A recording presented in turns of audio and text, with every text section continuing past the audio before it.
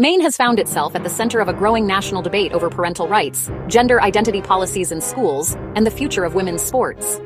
A recent watchdog report has revealed that more than 50 school districts in the state have implemented policies allowing minors to hide their gender identity from their parents.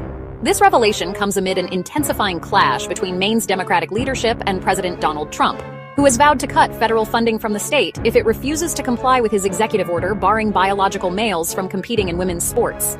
According to documents obtained by Parents Defending Education, at least 57 of Maine's 192 school districts have policies in place that explicitly prevent parents from being informed if their child begins identifying as another gender. Portland Public Schools, the state's largest district, has a policy stating that if a student and their parent disagree on the student's gender identity, the school will side with the student and withhold that information from the parent. This means that teachers and administrators are being instructed to keep potentially life-altering details about a child's identity secret from their own family, unless the child explicitly allows them to disclose it. Critics argue that these policies undermine parental rights and could have serious consequences for children's well-being. PDE spokesperson Erica Sanzi condemned the practice, stating, "Over 50 school districts in Maine have written policies to deceive parents about their own child. This is unacceptable." She added that a growing number of parents in Maine are only now becoming aware of these policies, leading to a groundswell of opposition. The controversy has escalated after President Trump signed an executive order titled Ending Radical Indoctrination in K-12 Schooling. This order mandates that federal agencies enforce strict compliance with Title IX, preventing biological males from competing in women's sports. Schools that refuse to comply risk losing federal funding.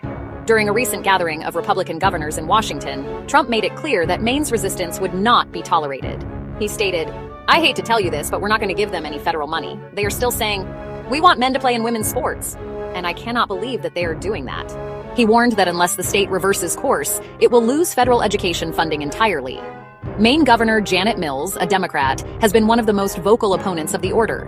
She has refused to enforce Trump's directive, sparking national debate over whether states should have the right to override federal policies regarding gender identity and school athletics. For female athletes in Maine, the debate is personal. Many young women who have trained for years in their respective sports now find themselves competing against biological males, athletes with biological advantages in strength and endurance. One female athlete, who spoke to Fox News, expressed gratitude that Trump has brought attention to their plight. "I'm grateful that someone is finally standing up for us. Our local leaders have failed us."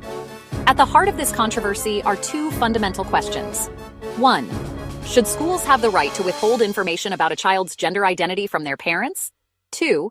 Should biological males be allowed to compete in women's sports, even if the vast majority of Americans oppose it? Advocates for parental rights argue that